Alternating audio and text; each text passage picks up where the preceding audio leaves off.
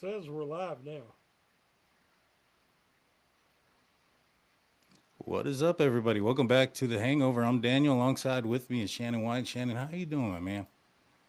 Well, as same as I was last night, a little confused, still trying to get used to this new streaming service. Me and you both. So, but at least now I have figured out how to bring the chat up. Oh, So really? yeah, so hopefully we'll have some. I can at least see people's questions and stuff if there is any tonight. Well, that makes one of us. I'm not sure how to see the chat. Well, the title of. Go ahead.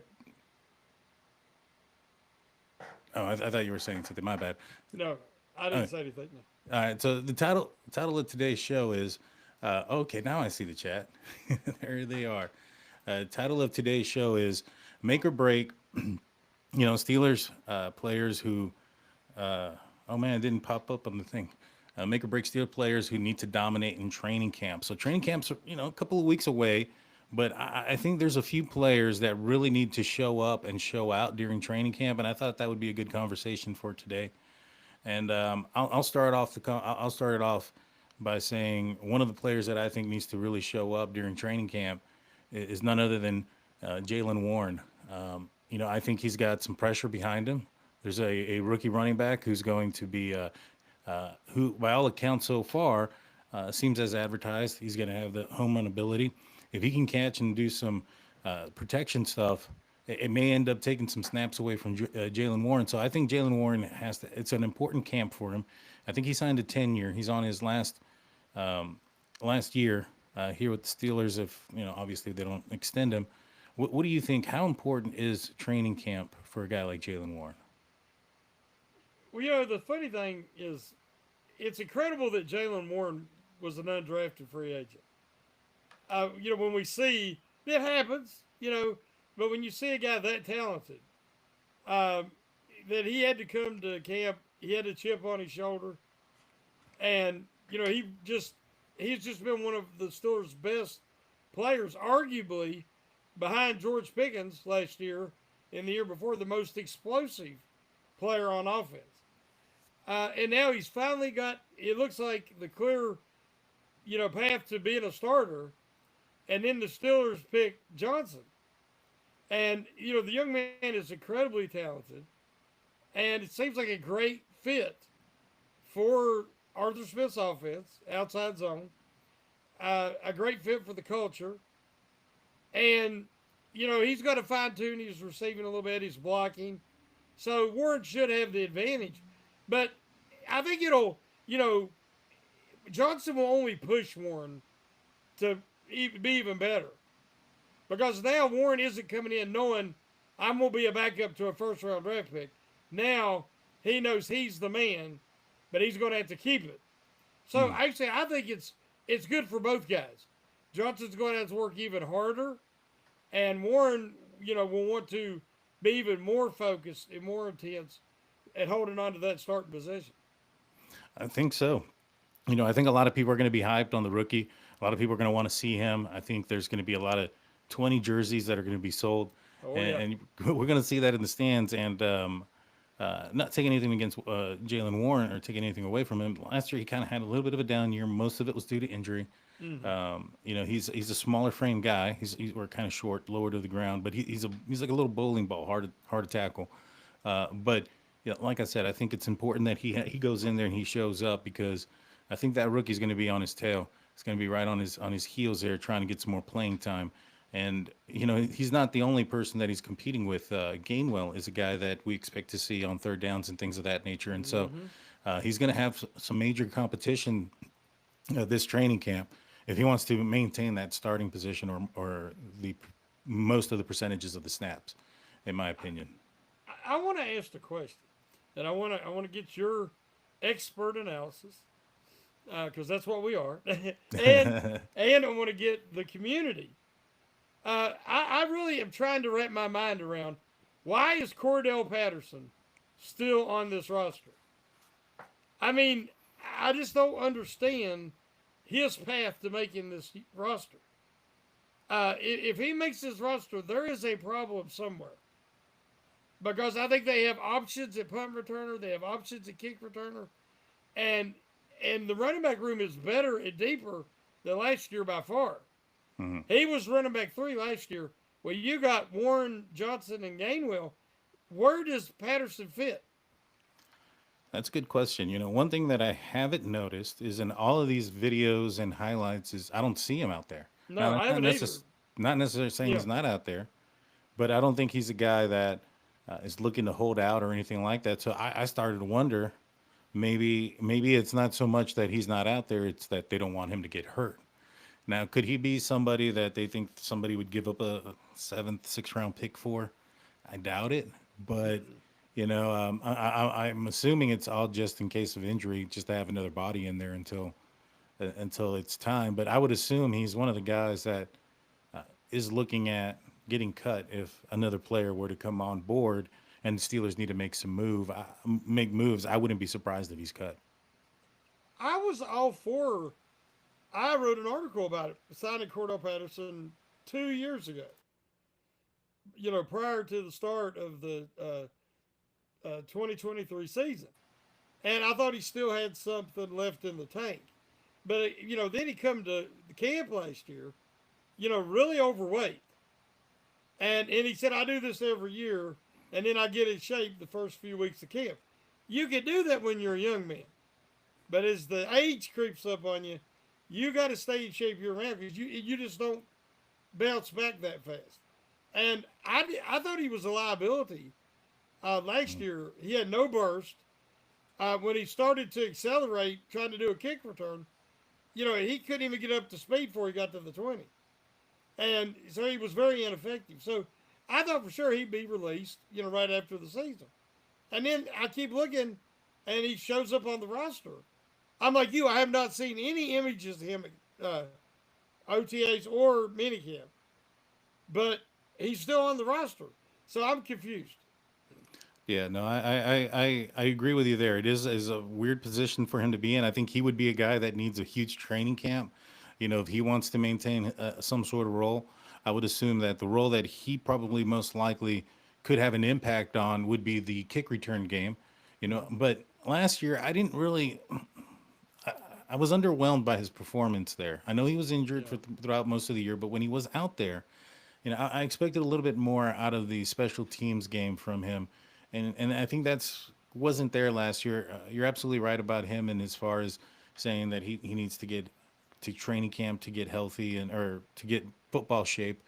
Mm-hmm. When he went down last year with that, I think it was like an ankle injury. When he came back, he just wasn't the same. He looked heavier. He looked slower, and I think he could be an asset if he was, could show that those glimpses we saw. I think it was against the Colts. Those glimpses that we saw with him running down the field before he twisted his ankle. I mean that's a good thing to have, but I mean you have so much talent ahead of him. It's kind of a lot of things would need to happen before I think he would see the field. Yeah, I think he had an advantage in that he had experience in Arthur Smith's offense Hmm. and the blocking schemes, and he never showed any burst as the kick returner, but he did when he after he finally did get in shape about week 2, week 3 of the season, he started to look a little bit more like himself. And as you say, in that Colts game, because they were having no success running the ball, and he started, he had what a quarter there, and he had like 50 yards that quarter, Hmm. and he was getting some good 7, 8 yard runs, and then the injury, and then that was the only time all year he looked effective. And honestly, I just think I'm still shocked he's around. Yeah, yeah, I'm with you on that. I don't know. He might be a guy that Arthur Smith likes. He brought him over from Atlanta, so it might be just one of those situations where he's throwing the guy a bone and letting him get to training camp. And if he excels and can show up on special teams, maybe they'll find a spot for him. But if the Steelers find another player out there that can handle that load and be a little bit, you know, what's the word I'm looking for? Allow a little bit more comfort knowing that the guy's not as old as Cordell Patterson, perhaps Mm-hmm. not as injury prone. They may end up going with the younger, cheaper option. That usually is what happens, especially if the Oh, play is good, the cheaper player is going to be the one that plays or gets the position in those situations. Obviously, if if he was commanding, if his play was so great, then it'd be worth it. It'd be a different story. But if his play is kind of at what you can get from a rookie, what's the point? You know what I mean? actually, when Jonathan Ward, who they just released, did get a few carries during the season, I thought that he looked quicker and more effective than Patterson did after his injury. So I just think unless he found the fountain of youth, that I think it's over. Yeah, I do too. I do too. Um, for the offensive line, they're supposed to be healthier. Another year under the belt than some of these rookies. Fautanu coming back. A lot of people are excited about the offensive line. Anybody particular do you think has to have a really good training camp? It's a make or break for them this year in training camp, like it would be for some of the guys that we mentioned. Or do you think those guys are sitting there comfortable? Well, you can say it about either tackle. We Hmm. talked about it a little bit last night, in that Broderick Jones, the Steelers traded up to select him. He's Omar Khan's first draft pick. Now, it's not his fault they played him out of position. But I said yesterday, it concerns me that there's a lot of times if the initial block doesn't go as planned, um, or, that Harris was struggling to get outside in some of them outside zone runs, he just quit.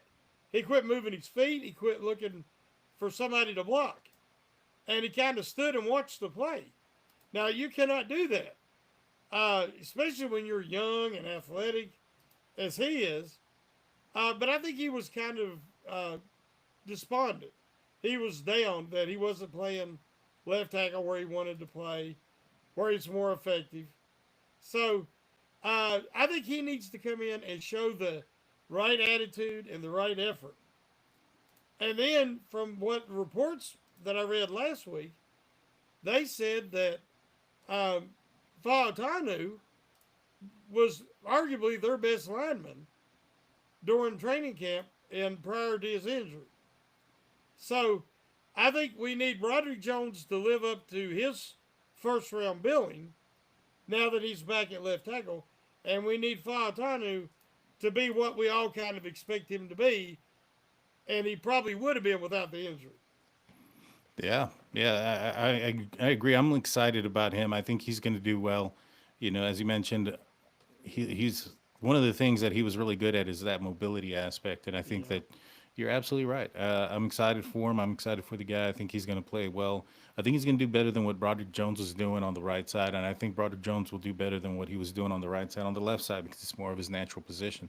To me, I think Broderick Jones has to have a huge training camp. I don't think that he'd be benched or anything if he didn't have like the most successful training camp. But I think that his leash might be shorter, especially if a guy behind him, plays well or performs well in training camp. I would assume that if anybody there, well, I would say probably McCormick would have the shortest leash for mistakes, and then I think it's Broderick Jones right after him. And so, but with McCormick, I think he needs to have a good training camp as well because he's going to be a huge part of this offensive line. I mean, he's surrounded by some high draft picks and Oh, some yeah. guys with some pedigree, and he's going to have to step up his game because at the end of the day, you're probably as strong as your weakest link, and teams can scheme for that. So, looking forward for the offensive line, really am.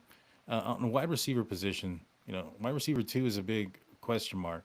Who needs to have a big training camp so that way maybe perhaps the Steelers don't look towards another player? Or do you think that's just going to happen anyways? Well, I think they're already looking. I think that, uh, they feel maybe if they're low balling teams, like we're hearing reports that they are, Hmm. I think they must be more comfortable than what maybe we are at wide receiver too. Um, to me, see, Calvin Austin will never be a full-time number two. I think that's not where he's going to be best suited. You want to move him around. You want to get him in space, put him in motion. Matchups. Get him matched up on a linebacker. Get him matched up on a safety. A true number two should be a guy that can step up and be a number one if Metcalf goes out for a period of time. And so I think they would look more to Roman Wilson on the current roster for a guy who could be a full-time number two. I think Robert Woods factors in kind of like a step up from, say, Vance Jefferson or from last year. Was it Jefferson or Johnson? Jefferson. Jefferson, yeah. I think that Woods has a little more left in the tank. Can be that good third down guy, goal line guy. But I think they would like to see Roman Wilson step up. And, he's kind of a good complementary player to Metcalf because Metcalf got used to playing in Seattle with Lockett. And Wilson is more of a Lockett type build and route runner. Yeah. So I think they're kind of counting on that, along with having their eyes open for cut downs, releases. I've heard Amari Cooper mentioned. I don't see it. I think he's kind of a little past, long in the tooth. Yeah.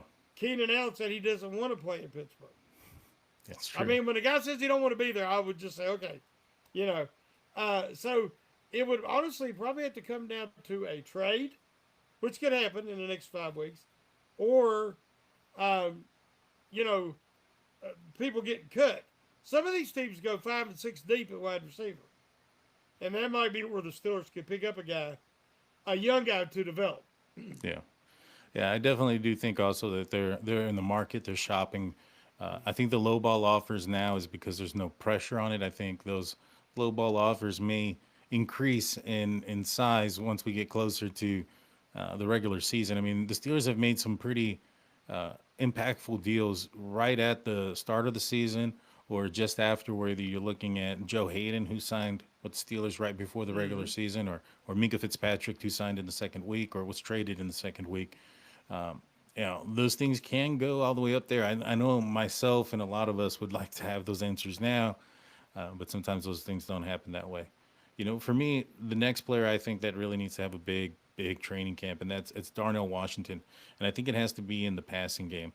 The Steelers have looked at a couple of different tight ends to bring to the team who are passing style or pass catching style tight ends. And, Darnell Washington hasn't really been used a lot in the passing game. And so I think that if he were to, he's lost some weight, he's moving a little bit better from what I heard. He's able to, move his hips a little bit more freely and get into, run these routes a little bit more crisp. I think he has all the talent in the world to be very successful, but I think he has to prove it, and he has to prove it in training camp. But what do you think about the tight end position? Well, another name I heard thrown about, we'd heard of Pitts. They talked about maybe a trade there, and then Jonnu Smith. But then I heard Cole Kmet. I read a little that he might be available, and that Tomlin had spoke highly of him in the past, probably before they played the Bears or in a situation like that. But for me, if you get a guy like Pitts, it makes some sense because you can line him up out wide and play him like a wide receiver too. Give you another size guy and matchup problem because he kind of plays like a wide receiver more than he plays like a tight end. And but I expect Aaron Rodgers to be able to fully utilize the skill set of Mount Washington. I mean, last year he was a little lumbersome. He didn't really run that crisply. But they said he lost like 15 pounds. I think he gave up soda. And so at OTAs and minicamp, he was moving so well. And we know he's got good hands. He's got huge hands. And a great catch radius, which Rodgers likes. Because as we know, he had Mercedes Lewis at one time. Yeah, he compared him.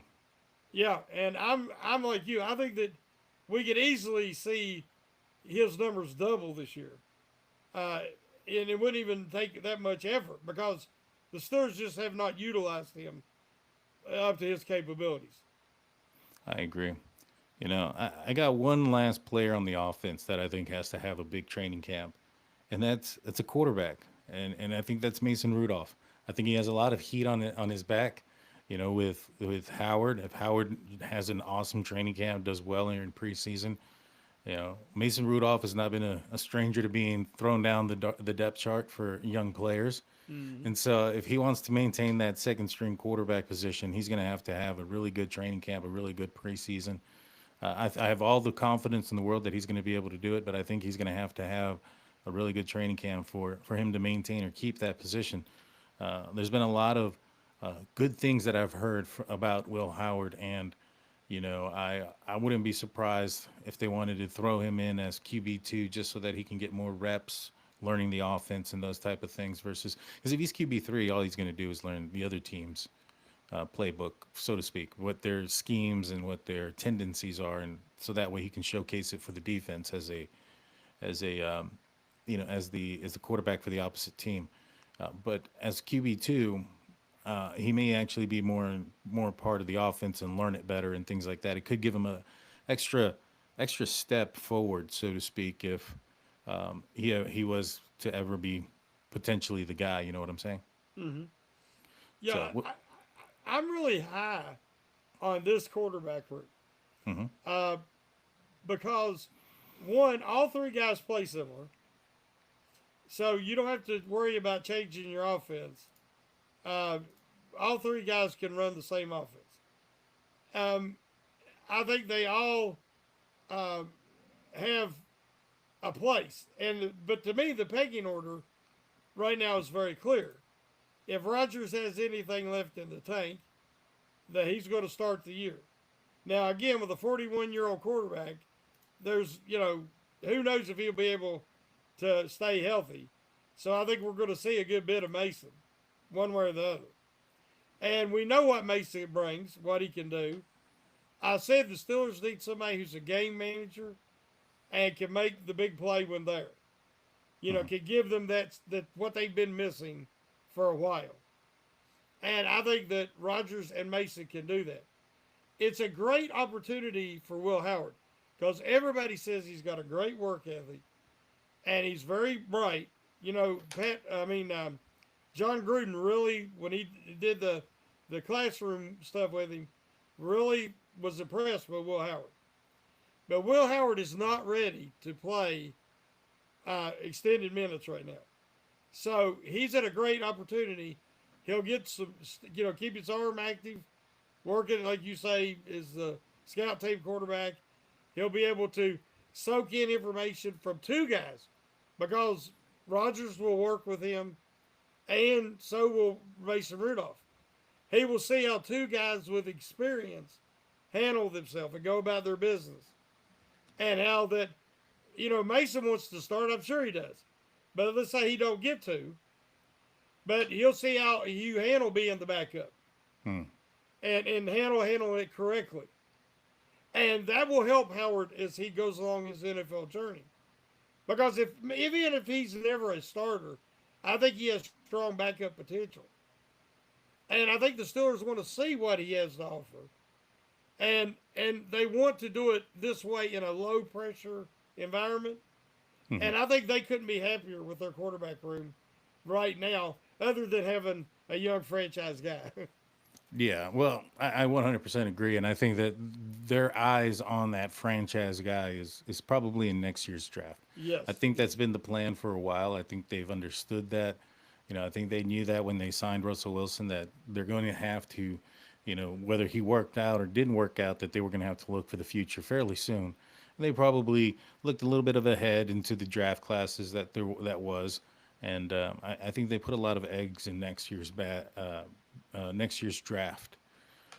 But we're going to transition to the defensive side after we take our break, guys. Don't go anywhere. We'll be right back after a few words from our sponsors.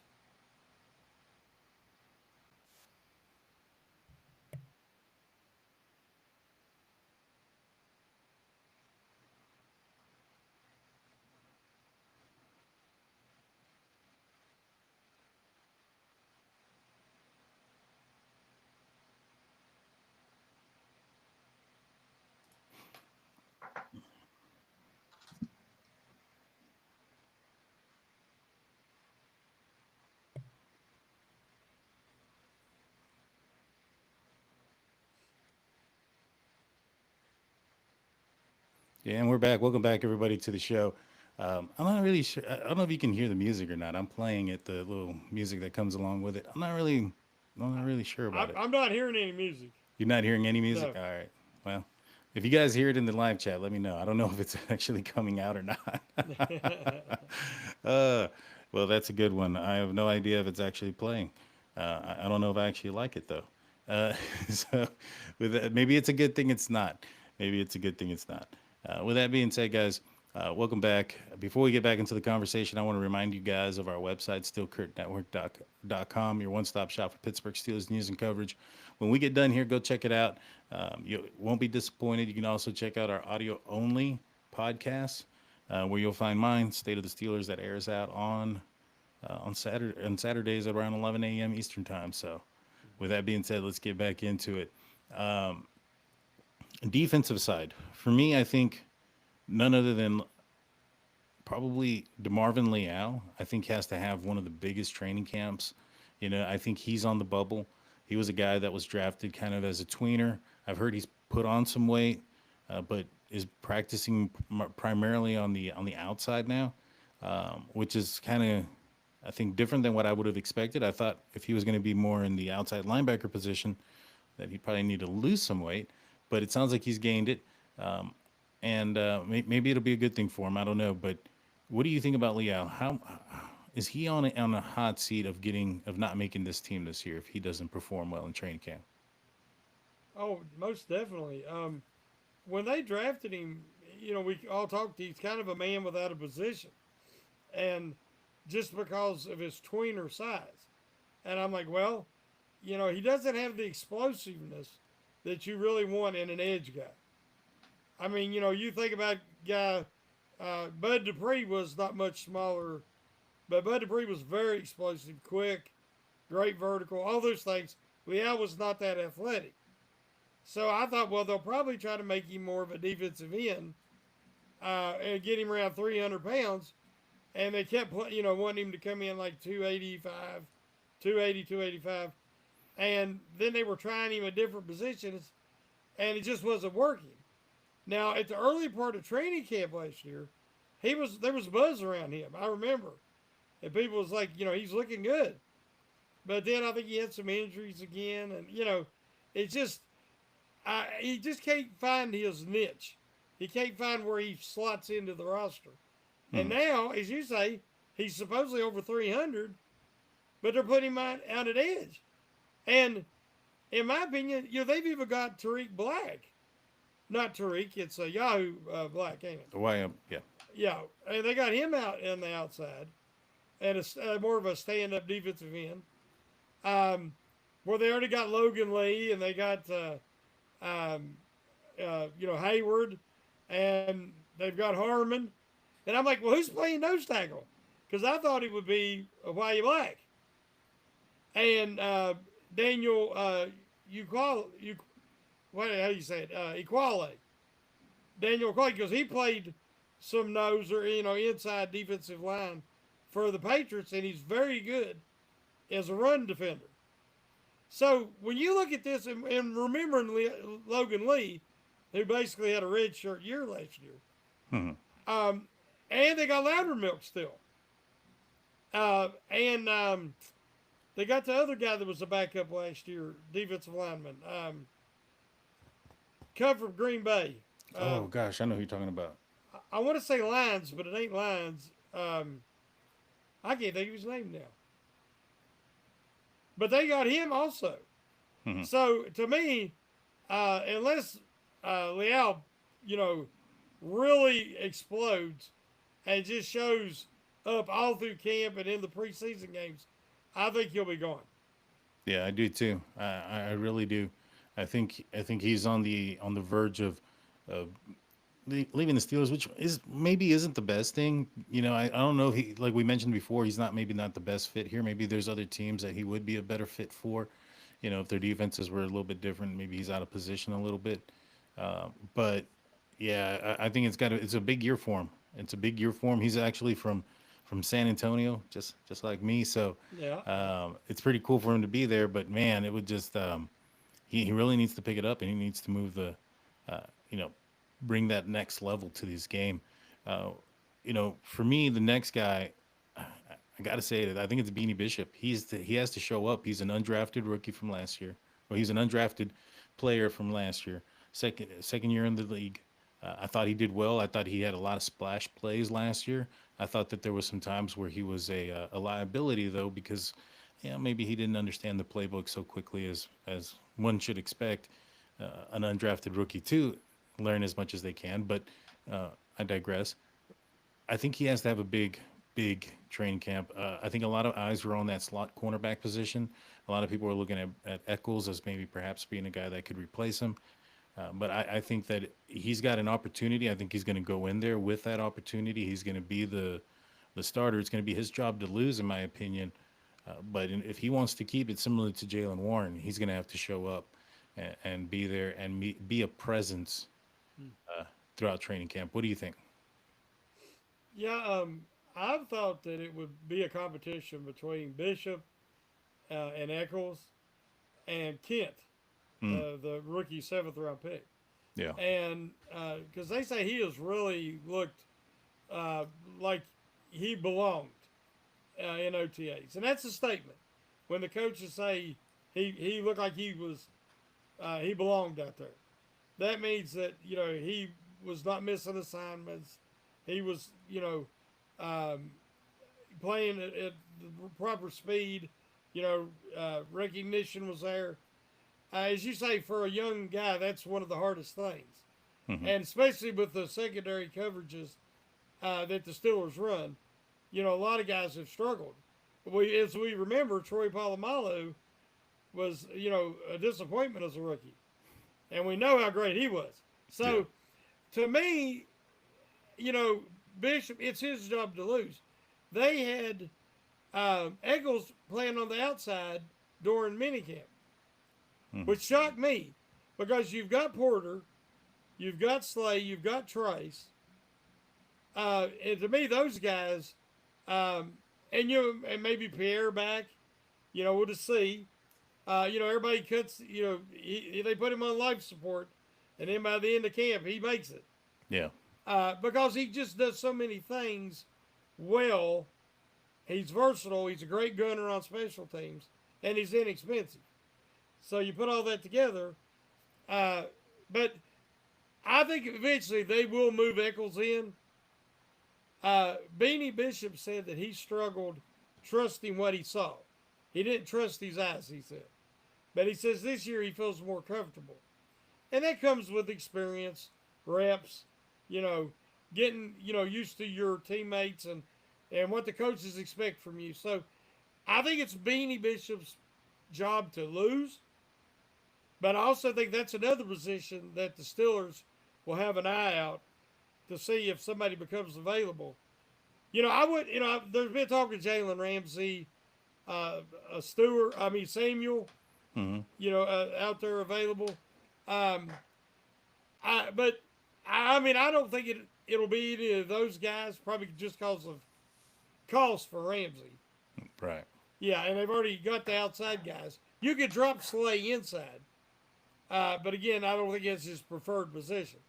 But I think the more likely is a guy, hitting the waiver wire late in camp or at cut downs, and the Steelers bring him in. Yeah, I think that there's a high possibility for that. The rest of the guys that are on the defense, um, I think are probably going to be set. I don't think there's a lot of pressure on the guys that are on the defense. Maybe Peyton Wilson with Cole Holcomb on his tail. If Cole Holcomb has a really, really good camp, I think he can push for some more playing time. You're paying Patrick Queen some money, so you're not going to take him off the field. So I can see a rotation there with Peyton Wilson and Cole Holcomb if he ends up, having a really good camp. But that's a good problem to have, in my opinion, when you have such great talent at the middle linebacker position, where you can have a healthy rotation there. So I don't see it as a bad thing. I think the Steelers want to capitalize on Peyton Wilson's freakish abilities. I mean, the guy is super fast.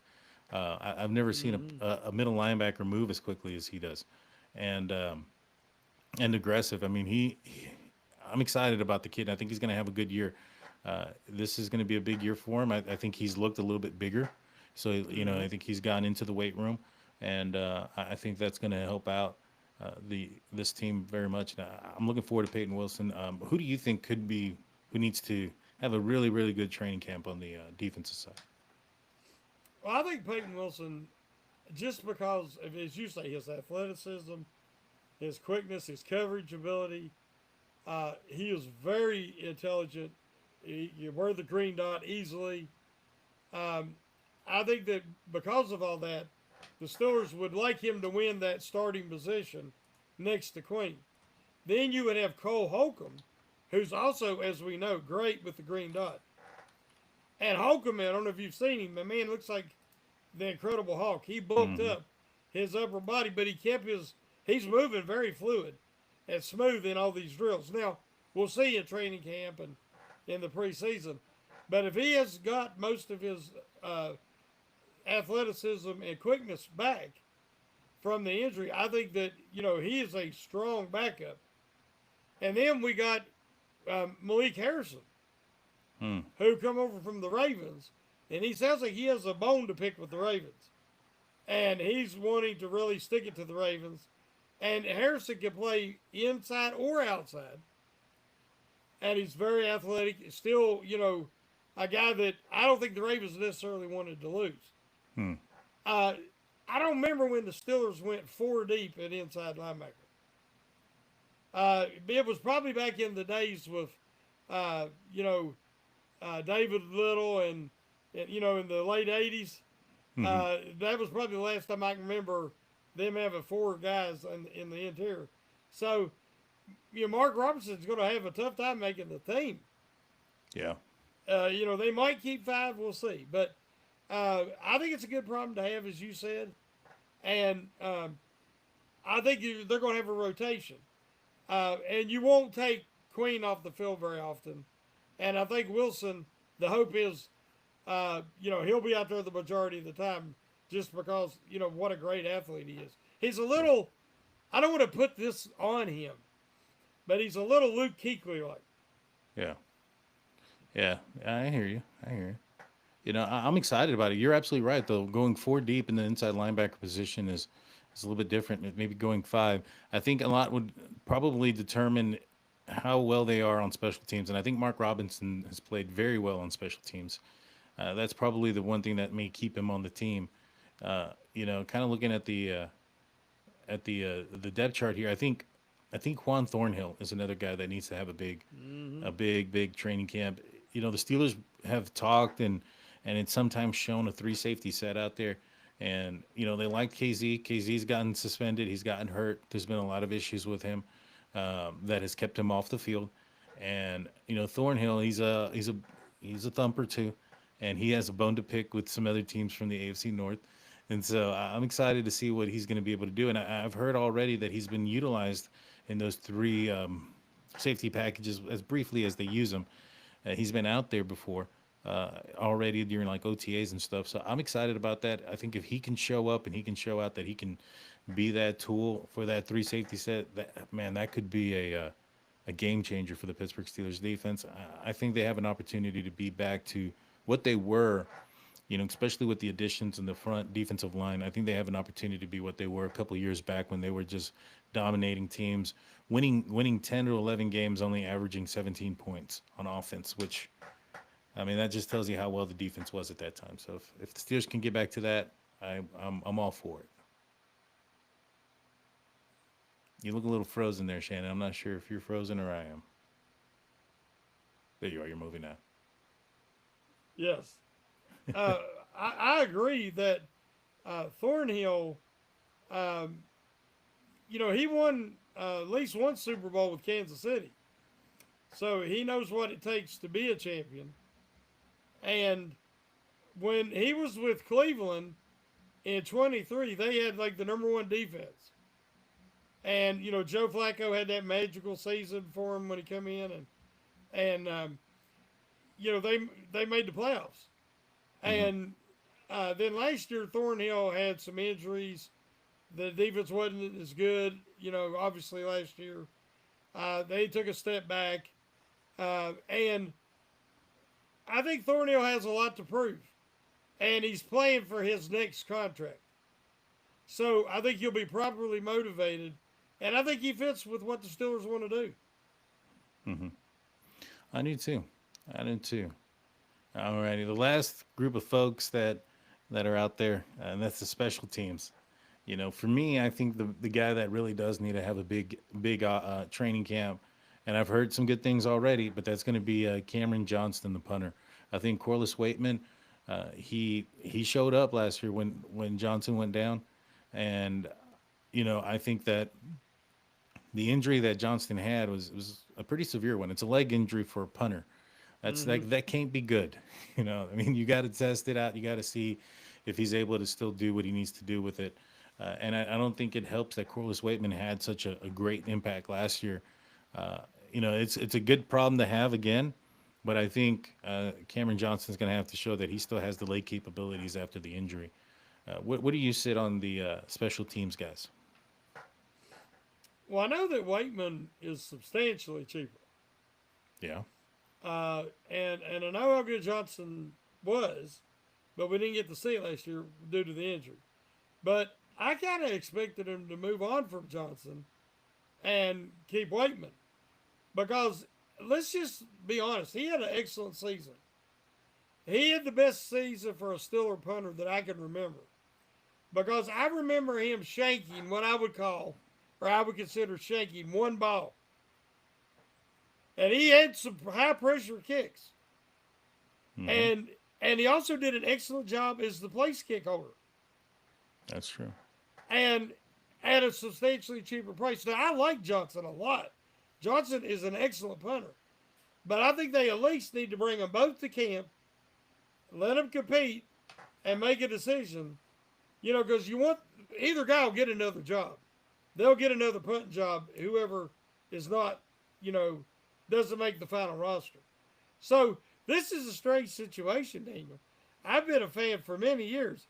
I Hmm. don't ever remember the Steelers having a punter battle Yeah. because they were both truly capable. Hmm. Both of these guys are highly capable punters, very, very good players. Usually it's because neither punter, Steelers will have three guys in camp and they all suck. Yeah. But this is different. These guys are talented. So, yeah, I'm anxious to see. I don't like to see anybody lose their job because of an injury. Hmm. But, man, Waitman did an excellent job last year. Yeah, he did. He definitely did do an excellent job. You bring up the money aspect. I think that's important. I don't know how much of Johnston's, current contract is guaranteed, regardless of things, and so that might also play a role, depending on how much they owe him. Uh, but I do think that in the end, if both of them show up, either both in training camp and in preseason, yeah, I wouldn't be surprised if the Steelers end up getting something in return for one of these guys, in the form of a trade, somebody trading for him. If a punter goes down on another team, I can see the Steelers, picking up another sixth or seventh round pick for Oh, one of yeah, these yeah. guys. You know what I'm saying? And so, overall, I think there are a few positions that, like as we mentioned, where there are some players that really need to have a big training camp.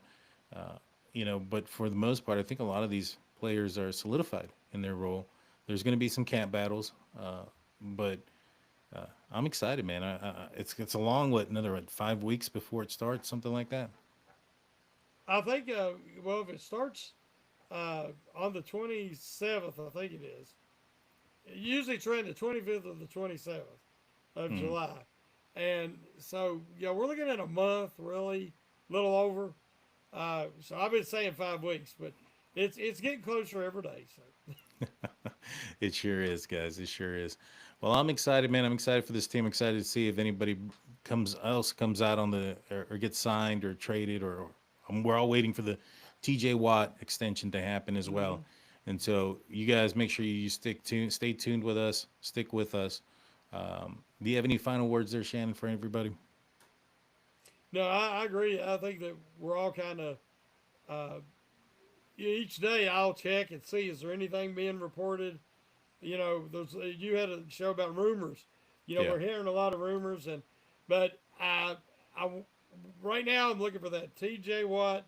I think it'll go into training camp. I think he'll show up at camp and do a sit-in like he did before, because he'll want to be there. But I think it's going to take a little bit longer for both teams, both sides to come to agreement. I suspect it will happen, but I think it's going to take a little bit more time.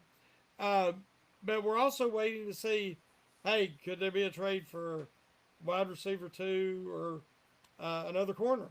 Yeah. So, it's and we will at least have stuff to talk about and speculate about.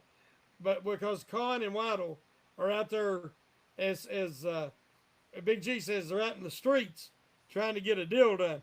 For the Hmm. longest time, before them, there was nothing happening in off season. But now you never know, so stay tuned. Yeah, you never know. Check out the website, guys, stillcurrentnetwork.com, your one-stop shop for Pittsburgh Steelers news and coverage.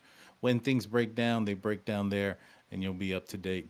Uh, Enjoyed the conversation with you, Shannon. Everybody, please hit the like button, hit the subscribe button, ring the notification bell. You guys have a great night. Shannon, take us out, my man.